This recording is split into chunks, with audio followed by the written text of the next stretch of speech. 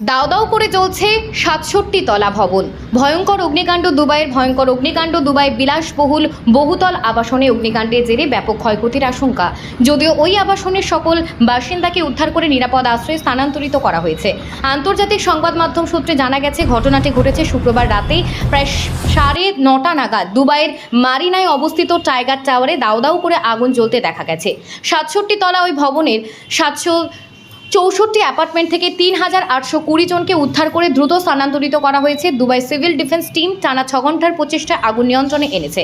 Dubai civil ডিফেন্সের আরও জানিয়েছেন, শনিবার ভোর পর্যন্ত আগুন নিয়ন্ত্রণে আনার কাজ চলছে। দমকলের একাধিক ইঞ্জিন ঘটনাস্থলে দ্রুত পৌঁছায়। বাসিন্দাদের শারীরিক অবস্থার পরীক্ষার জন্য একাধিক মেডিকেল টিম পৌঁছায়। শিশু ও বয়স্কদের শারীরিক পরীক্ষাও করা হয়েছে। সোশ্যাল মিডিয়ায় ছড়িয়ে পড়েছে টাইগার টাওয়ারের অগ্নিকাণ্ডের একাধিক ভিডিও। দেখা গেছে ক্রমেই আগুন ছড়িয়ে পড়ে ওপরে ফ্ল্যাটগুলিতে। দাও দাও করে জ্বলে ওঠে গোটা আবাসন। কালো ধোঁয়ায় ঢেকে যায় চারপাশ। একাধিক ফ্ল্যাট থেকে কাচের জানালা ভেঙে পড়তে দেখা গেছে। কিভাবে আগুন লেগেছে তা এখনও জানা যায়নি, তবে দমকলের প্রাথমিক অনুমান শর্ট সার্কিট থেকে বহুতলের আবাসনে আগুন লেগেছে।